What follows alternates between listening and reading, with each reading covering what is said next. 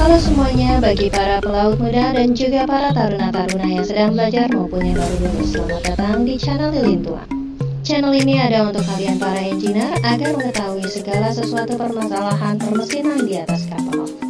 Agar kalian lebih paham tentang segala permesinan di atas kapal, ikuti terus yuk semua channel-channelnya, tonton terus semua videonya sampai habis. Jangan lupa untuk klik subscribe dan juga loncengnya agar kalian tahu kapan video-video terbaru Lilin Tua akan diupload. Oh ya, kalian juga bisa loh mengajukan pertanyaan melalui kolom di bawah ini ataupun melalui direct message di Instagram Lilin Tua. Tanpa menunggu waktu lama lagi, yuk kita ikuti pelajarannya. Halo, jumpa lagi dengan Lilin Tua, melanjutkan pembahasan yang kedua, part 2 tentang controller. Kemarin part 1 sudah berakhir dengan dua jenis sistem pengendalian, yaitu pengendalian sistem regulator dan pengendalian sistem servomekanik. Di mana kalau sistem regulator input tetap, outputnya berubah karena gangguan di proses, yang untuk membuat outputnya kembali tetap, untuk mengatasi gangguan kita melawan atau merespon dengan mengatur regulator. Oleh sebab itu disebut regulator sistem, karena inputnya tetap, outputnya yang berubah karena ini. Sementara kalau servomekanik, perubahan output memang disengaja oleh perubahan inputnya, ya, seperti arah, seperti cargo winch, seperti derek, itu semuanya adalah sistem servomekanik. Nah, sekarang kita lanjutkan untuk yang part 2 ini, kita mulai ngomong tentang masih kembali tentang posisinya yang sudah kita bicarakan yang lalu, yaitu posisi telemetering. Ya, output, kemudian measuring device, mulai dari sensor, transducer, transmitter, sampai mau masuk ke feedback. Ya, kira-kira gitu. Jadi ada dua yang sudah kita lalui, measuring device dengan telemetering, menuju ke controller. Walaupun sebetulnya dari transmitter ini bukan saja menuju ke controller, sebagaimana kita sampaikan pada saat kita ngomong telemetering. Kita barangkali dari telemeter ini masuk ke alarm, mungkin masuk ke data, mungkin masuk ke yang lain-lain. Ya, salah satunya adalah ke controller. Sasaran kita adalah controller. Ya, sebagai contoh, posisi telemetering yang kemarin kita telah terangkan, kita bahas, adalah misalkan data-data dari mesin induk, parameter dari mesin induk yang akan ditransmitkan, dibawa ke control system, control room. Di control room ada sederetan indikator-indikator, ada sederetan alarm-alarm. Ini merupakan hasil dari telemetering yang memindahkan output oleh sensor melalui sederetan telemetering, measuring device, transmitter, sampai ke posisinya. Ya, ini adalah telemetering yang kita kemarin sudah kita bicarakan. Nah, salah satu contoh untuk telemeter, transmitter, adalah transmitter yang dilengkapi dengan indikator. Dari gambar ini, mana inputnya, mana outputnya. Jangan terjebak dengan anak panah. Di sana ada anak panah nomor 4. Itu bukan input. Ya. Inputnya adalah nomor 1, ya yang dari sensor. Jadi pakemnya adalah dari output yang disensor. Ya, dia melewati transducer yang berbentuk burdon. Nah, burdon sendiri bukan saja berfungsi sebagai transducer, merubah suhu menjadi mekanik, yang mekanik ini nanti dipakai untuk merubah posisi flapper yang nomor 6 menjauhi atau mendekati nozzle nomor 7. Nah, di samping dia sebagai transducer yang akhirnya menggerakkan secara mekanik flapper nomor 6, dia juga dipakai untuk menggerakkan jarum yang dipakai untuk indikator suhunya. Jadi ini merupakan diagram dari transmitter yang dilengkapi dengan indikator. Kita ingatkan kemarin bahwa udara supply, ini nomor 4 itu adalah udara supply, itu bercabang ke mana? Ke amplifier dan ke nozzle. Lewat restrictor, lewat throttle nomor 5.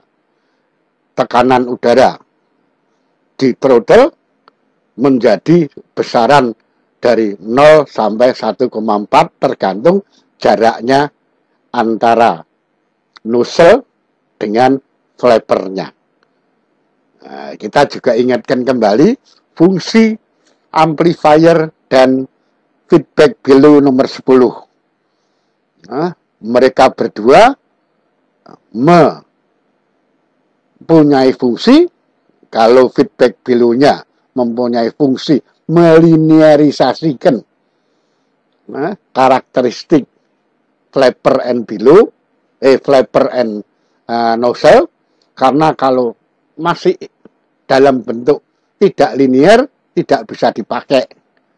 Maka dengan feedback below diambil sebagian kecil dari karakteristiknya sehingga dia linear.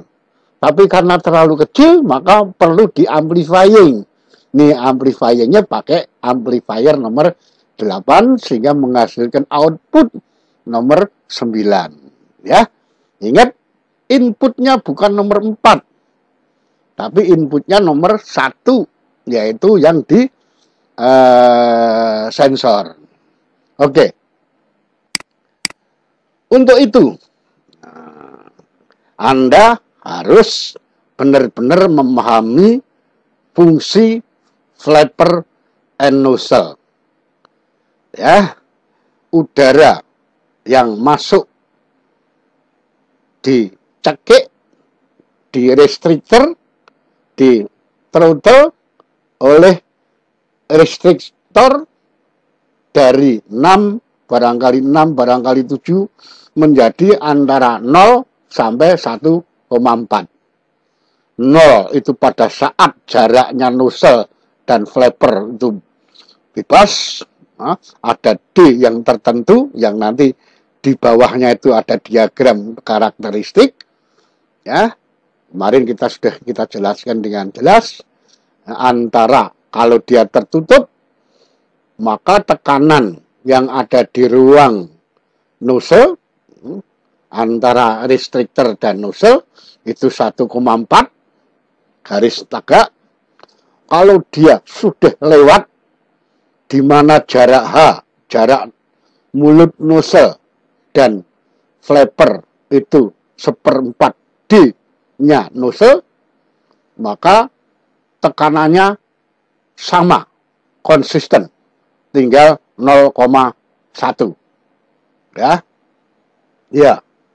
Jadi 0,1 itu akan terus. Jadi tekanan yang ada di dalam yang bisa ditunjukkan di tekanan nozzle adalah 0,1, yaitu pada jarak H-nya sebesar 1/4 D. Nah, ini karakteristiknya adalah tidak linear. Supaya dia linear, maka diambil sepotong. Seperti kalau kita lihat bumi kita. Bumi kita kalau dilihat dari kejauhan adalah bulat. Tapi kalau kita udah berdiri kelihatannya rata. Karena kita berada di dalam sepotong kecil dibandingkan dengan kelilingnya dunia, bumi. Ya, nih kita kemarin sudah ngomong bagaimana dapatnya H sama dengan seperempat D. Kemarin sudah. Kemudian inilah yang harus sebagai bekal nanti untuk kontrol sistem jenis pneumatik. Jadi Anda harus memahami betul gerakan A, gerakan flapper A terhadap nozzle, ya. Nomor 2, gerakan ke mendekati dan menjauhi akan merubah tekanan flapper on nozzle di nomor manometer nomor 4, ya, di mana yang terbesarnya adalah dari udara masuk lewat B setelah dicekik oleh throttle 3, throttle atau restrictor 3 menjadi outputnya adalah C. C-nya ini nanti belum output terakhir. Nah, ini C-nya ini masih berbentuk karakteristik flapper and nozzle. Maka dia perlu dimasukkan ke dalam feedback below dan amplifier. Sehingga keluarannya adalah berbentuk linear di samping di amplifyingnya diperbesar atau diperkecil. Ya, untuk sementara saya hanya menekankan flapper and nozzle harus Anda kuasai untuk menuju ke step berikutnya. Supaya tidak confuse, ini difahami dulu. Ada flapper, ada nozzle, ada udara supply, ada restrictor, ada tekanan nozzle dan flapper, sistem solvent and nozzle. Keluarnya masih berbentuk karakteristik yang belum linear, maka dilinearkan oleh susunan feedback below dan amplifier. Oke? Ya, kita ketemu lagi. Mengulang kembali sekilas tentang apa yang sudah kita terangkan atau kita bahas pada saat kita ngomong transmitter, ya. Baru kita nanti masuk ke controller. Oke? Biasa kita jumpa dengan kondisi yang sehat dan lebih cerdas. Salam dari lilin tua.